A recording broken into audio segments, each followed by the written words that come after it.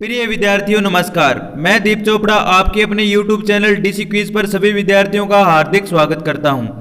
आज हम पढ़ेंगे कक्षा 10 सामाजिक विज्ञान का अध्याय 2 संघर्षकालीन भारत, जिसमें हम देखेंगे कि मध्यकालीन भारत कैसा था।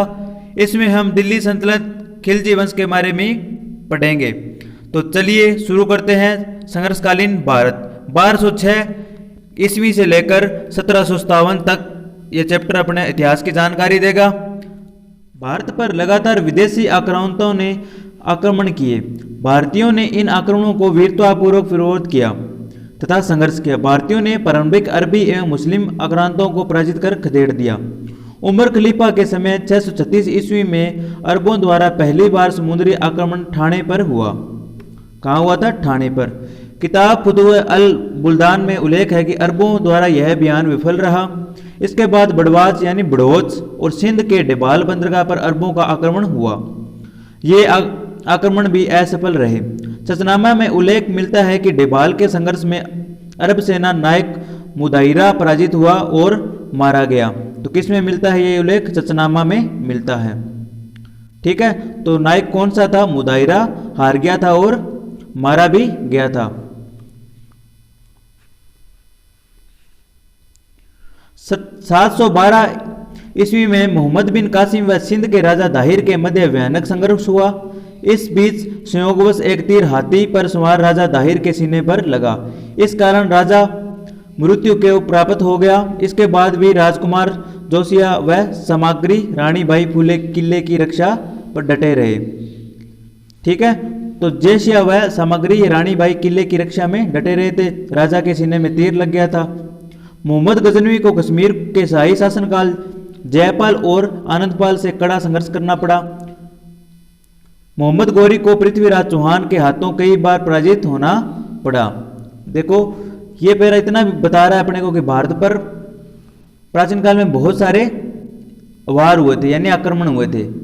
अब अपने पढ़ेंगे मध्यकालीन हिस्ट्री यानी दिल्ली सल्तनत। इसमें हम सबसे पहले देखेंगे गुलाम वंश, फिर खिलजी वंश, ये सैयद वंश और लोधी वंश। तो दिल्ली पर 4 प्रमुख वंश ने शासन किया था। तो इनकी एक ट्रिक है, आपको नोट कराता हूं मैं।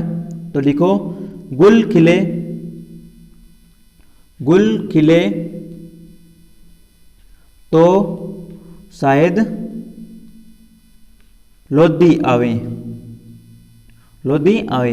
इसका मतलब ये है कि गुल से हो जाएगा गुलाम वंश और खिले से हो जाएगा खिलजी वंश और शायद से हो जाएगा सैयद वंश और लोधी से हो जाएगा लोधी वंश।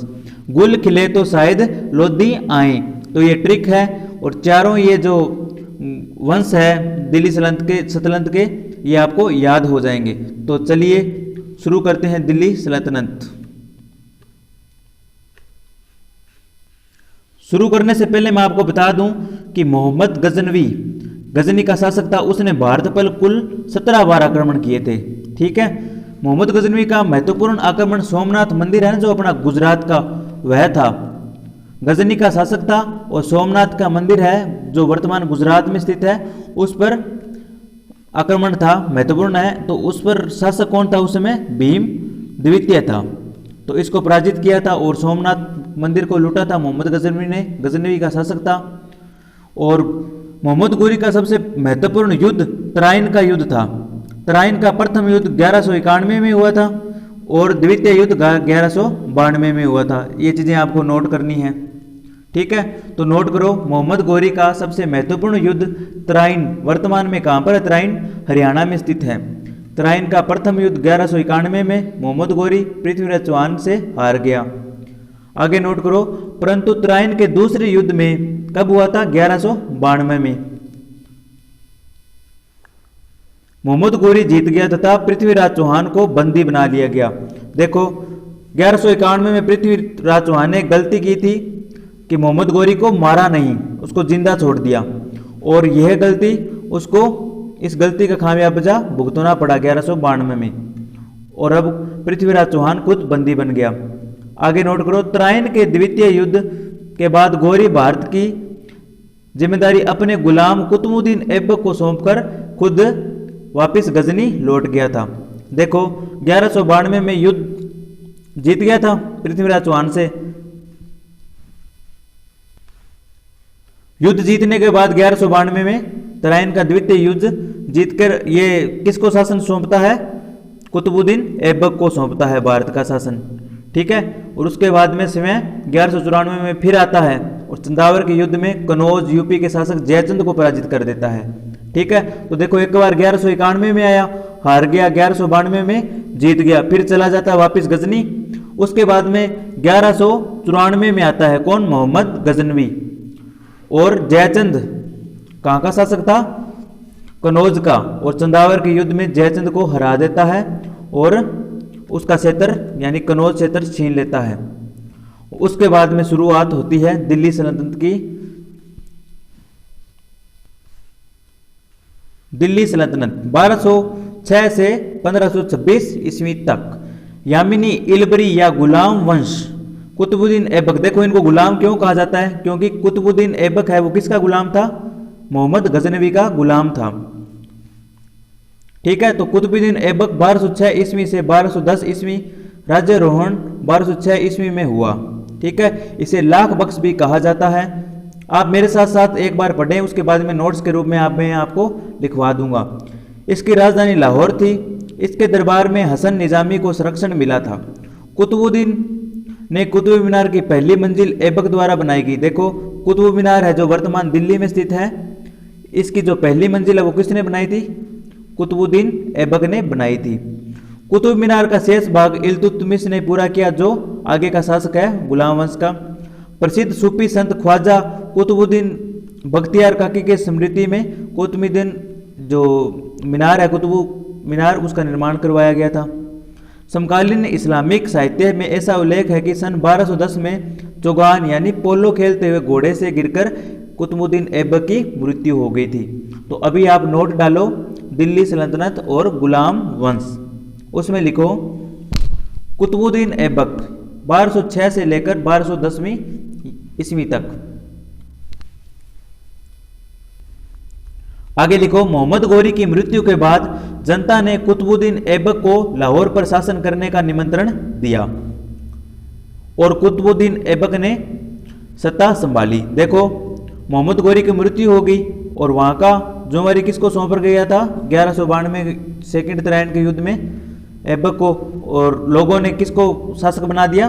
कुतुबुद्दीन ऐबक को ही शासक बना दिया, क्योंकि जो मोहम्मद गौरी है उसकी तो मृत्यु हो चुकी थी। उसके बाद में शासक बना दिया था 1206 ईस्वी में कुतुबुद्दीन ऐबक को। आगे नोट करो दूसरा पॉइंट, ऐबक को असीम उदारता के लिए लाख बख्श भी कहा जाता है। देखो दानशील में भी इसको क्या कहा जाता है? लाख बख्श कहा जाता है। तीसरा पॉइंट नोट करो इसमें, ऐबक की राजधानी लाहौर थी। दिल्ली में स्थित कुतुबुद्दीन द्वारा कुतुब मीनार की पहली मंजिल का निर्माण करवाया गया तथा कार्य पूर्ण इल्तुतमिश ने करवाया। चौथा पॉइंट लिखो इसमें, कुतुबुद्दीन ने अजमेर में 2.5 दिन के झोंपड़े का निर्माण भी करवाया था। इंपॉर्टेंट पॉइंट है, ये आपको याद रखना है कंपटीशन एग्जाम के लिए भी। अगला 5वां पॉइंट नोट करो, गुलाम वंश में कुतुबुद्दीन ऐबक ने सूफी संत ख्वाजा कुतुबुद्दीन बख्तियार काकी की याद में कुतुब मीनार का निर्माण भी करवाया था। ये आपने अभी पढ़ा है। और एक पॉइंट आगे और नोट करो, 1210 ईस्वी में चौगान यानी पोलो खेलते समय घोड़े से गिरने से कुतुबुद्दीन ऐबक की मृत्यु हो गई। तो ये 7 पॉइंट मैंने आपको लिखाए हैं, इनको आप नोट करें। उसके बाद में अगला शासक बनता है इल्तुतमिश 1210 से 1236 ईस्वी तक। यह ऐबक का दामाद एवं उत्तराधिकारी था। इसे तुर्क साम्राज्य का वास्तविक संगठनकर्ता माना जाता है, यानी वास्तविक संस्थापक माना जाता है इल्तुतमिश को। 1226 ईस्वी में इल्तुतमिश ने रणथंबोर जीता।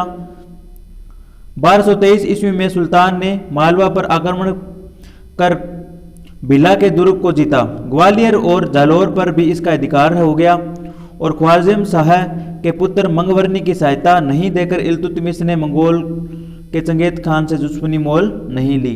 तो अगला पॉइंट डालो आप इल्तुतमिश, उसमें लिखो आप इल्तुतमिश, पहला पॉइंट लिखो, इल्तुतमिश कुतुबुद्दीन ऐबक का दामाद एवं उत्तराधिकारी था। दूसरा पॉइंट नोट करो, इसने लाहौर के स्थान पर दिल्ली को अपनी राजधानी बनाई, इस कारण इसे दिल्ली सल्तनत का वास्तविक संस्थापक माना जाता है। यानी दिल्ली साम्राज्य है उसका वास्तविक संस्थापक किसको माना जाता है? इल्तुतमिश को माना जाता है। तीसरा पॉइंट नोट करो,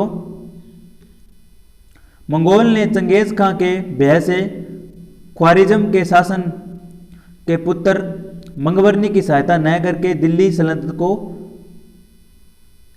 मंगोल आक्रमण से बचा लिया। ठीक है, तो सहायता नहीं की, इसलिए चंगेज खान से लोहा नहीं लेना पड़ा। चौथा पॉइंट नोट करो, इसने चिहलगानी, ये इंपॉर्टेंट है, चिहलगानी, इसने चिहलगानी की स्थापना की। चिहलगानी का मतलब क्या था? 40 गुलामों का दल। ठीक है, अगला पॉइंट नोट करो, इसने कुतुब मीनार दिल्ली का निर्माण पूरा करवाया था। ठीक है, ऐबक ने पहली मंजिल बनाई थी और पूरा किसने करवाया था? इल्तुतमिश ने करवाया था। तो ये चीजें आपको याद रखनी है। तो चलिए आगे बढ़ते हैं। रजिया सुल्तान, रुकनुद्दीन फिरोज शाह की हत्या के बाद इल्तुतमिश की पुत्री रजिया सुल्तान बनी। इल्तुतमिश ने रजिया को उत्तराधिकारी चुना था। परंपरावादी व कट्टरपंथी तुर्कों अमीरों ने रजिया का विरोध किया। रजिया ने पर्दा प्रथा त्याग दिया और पुरुषों के समान कुब्बा यानी कोट, कुल्ला यानी टोपी पहनने लगी। उसने मलिक जलालुद्दीन याकुत को अमीर अखूर नियुक्त किया, जिसे तुर्क अमीरों को नाराज हो गए। सरहिंद के शासक के विद्रोह को शांत करने के अभियान में याकुत की हत्या कर दी गई। इसके बाद में रजिया ने अल्तुनिया से विवाह कर लिया, परंतु 1240 ईस्वी में उन दोनों को मार डाला। 1240 से 1242 तक बहराम शाह तथा 1242 से 1246 ईस्वी में मसूद शाह एवं 1246 से 1265 तक नसीरुद्दीन मोहम्मद सत्ता संभाली। ठीक है, तो ये अयोग्य शासक थे। उसके बाद में देखो, नसीरुद्दीन मोहम्मद के पीछे वास्तविक बल गयासुद्दीन बलबन था। देखो, नसीरुद्दीन जो अंतिम शासक था उसका वास्तविक जो कार्यकर्ता था वो कौन था? बलबन था। तो चलिए रजिया सुल्तान डालकर उसमें इंपॉर्टेंट नोट्स बनाए। रजिया सुल्तान 1236 ईस्वी से लेकर 1240 ईस्वी इसमें लिखें। पहला पॉइंट नोट करो, इसमें इल्तुतमिश ने अपना उत्तराधिकारी रजिया सुल्तान को बनाया, परंतु तुर्क अमीरों ने इसे हटाकर रुकुद्दीन फिरोज को बनाया। फिर रुकुद्दीन फिरोज शाह की हत्या के बाद इल्तुतमिश की पुत्री रजिया सुल्तान शासक बनी। देखो, फिरोज शाह को बना तो दिया, लेकिन ये क्या था? अत्याचारी शासक था। तो जनता इससे परेशान हो गई थी, अत्याचार करता था ये। फिर इसको मारा गया तुर्कों द्वारा और उसके बाद में वापस किसको बना दिया गया? रजिया सुल्तान को बना दिया गया। ठीक है, आगे नोट करो दूसरा पॉइंट। रजिया सुल्तान पहली मुस्लिम शासक है जिसने सुल्तान का पद प्राप्त किया। इंपॉर्टेंट है ये भी। तीसरा पॉइंट, बठिंडा का शासक अल्तुनिया के साथ विवाह हुआ। अल्तुनिया द्वारा दिल्ली की गद्दी प्राप्त करने की कोशिश की गई, लेकिन 1240 ईस्वी में कैथल, जो कैथल स्थान है ना हरियाणा में, वहां पर दोनों की मृत्यु हो गई थी। देखो, अल्तुनिया कहाँ का शासक था? बठिंडा का, वर्तमान पंजाब में। और उसने क्या किया था? रजिया सुल्तान से विवाह किया था, लेकिन उसको लालच हो गया कि इसके पास भारत का सिंहासन है, क्यों ना इसका पति बनकर शासन छीन लिया जाए। लेकिन बाद में कैथल हरियाणा में इनकी मृत्यु हो गई थी। अगला पॉइंट नोट करो, रजिया ने पर्दा प्रथा त्याग दी, पुरुषों की तरह रहने लगी। इस कारण तुर्क नाराज भी हो गए थे। ठीक है, अब आगे जो शासक बने थे उनके बारे में भी थोड़ा लिख लो। 1240 ईस्वी से लेकर 1242 ईस्वी तक ब्राह्म शाह यानी गुलाम वंश के शासक बने थे अगले। इसके समय में पहली बार नायब ए ममलिकात यानी संरक्षक का पद बनाया गया। इसके समय ही प्रथम बार मंगोल आक्रमण हुआ। किसके समय में? बहराम शाह में। तो आपको याद रखना है, बहराम शाह है उनके शासनकाल में ही पहला मंगोल आक्रमण हुआ था। अगला पॉइंट नोट करो,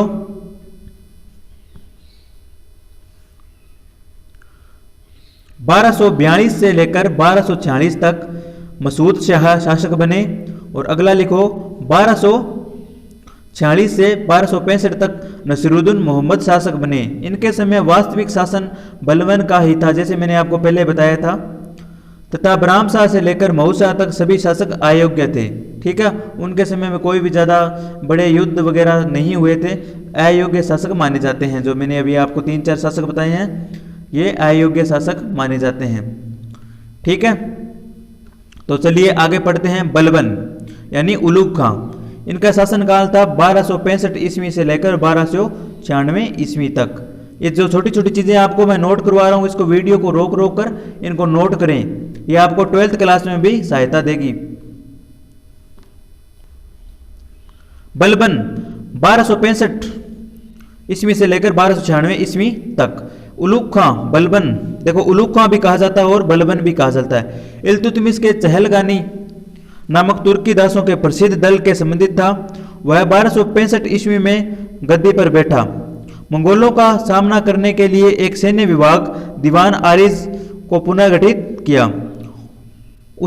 उसने सिजदा और पाबोस सम्राट के सम्मुख झुककर पैरों को चूमना, ये एक नया रूल शुरू किया था, सिजदा और पाबोस। आपको मैं नोट्स में लिखवाऊंगा बाद में। बलबन दिल्ली सल्तनत के प्रशासनिक ढांचे के निर्माताओं का प्रमुख था। उसने शत्रुओं के प्रति लोहा और रगत की नीति अपनाई, जिसमें पुरुषों को मार दिया जाता था व बच्चों स्त्रियों को गुलाम बनाया जाता था।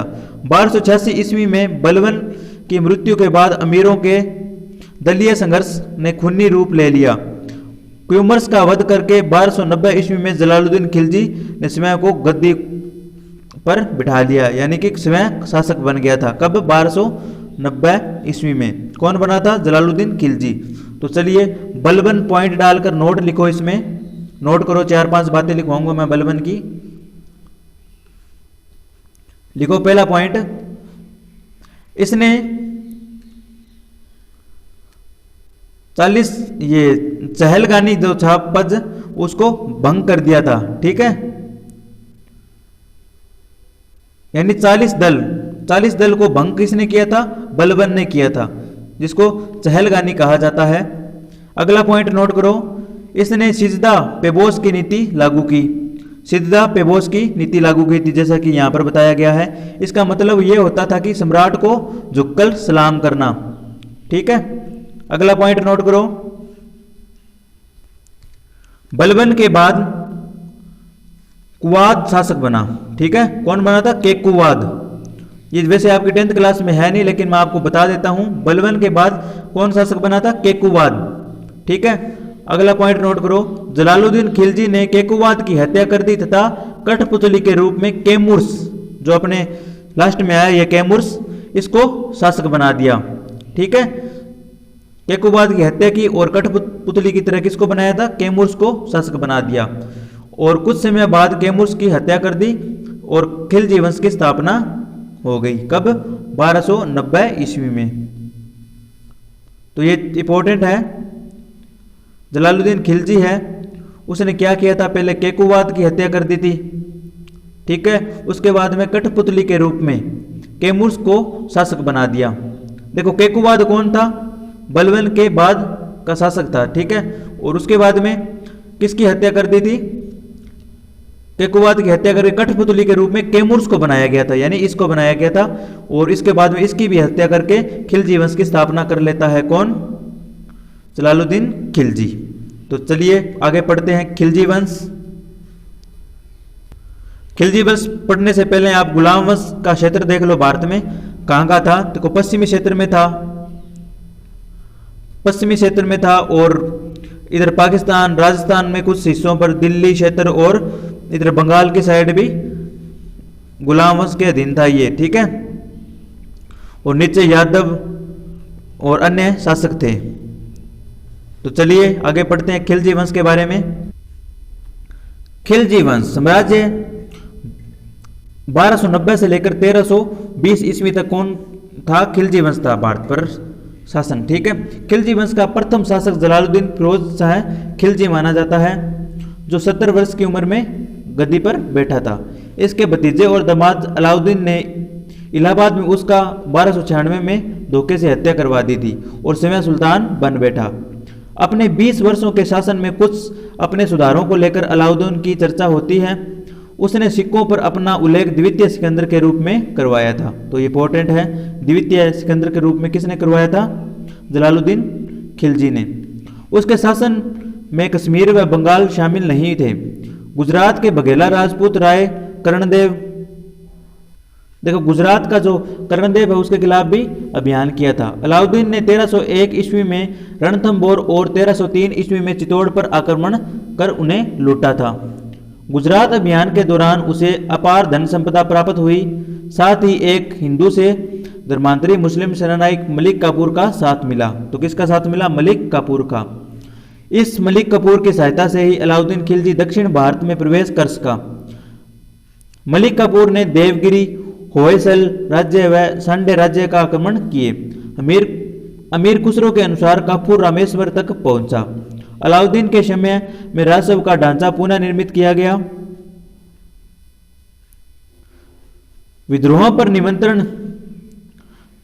पर नियंत्रण के लिए उसने 4 आदेश जारी किए थे। कौन कौन से थे देखते हैं।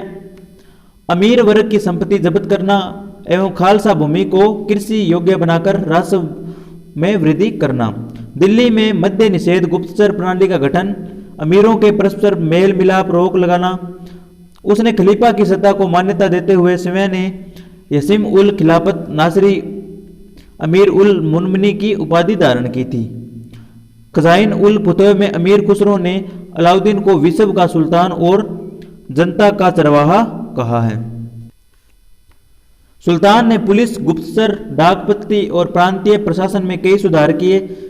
सबसे महत्वपूर्ण सुधार बाजार नियंत्रण था। दीवान ए रियासत यानी व्यापार का नियंत्रक, शाइना या दंडकारी यानी बाजार का दरोगा, मुहसीब जनसाधारण का रक्षक एवं नापतोल का निरीक्षण करता, ब्रीद ए मुमलीक यानी गुप्तचर अधिकारी आदि नए पद बनाए थे।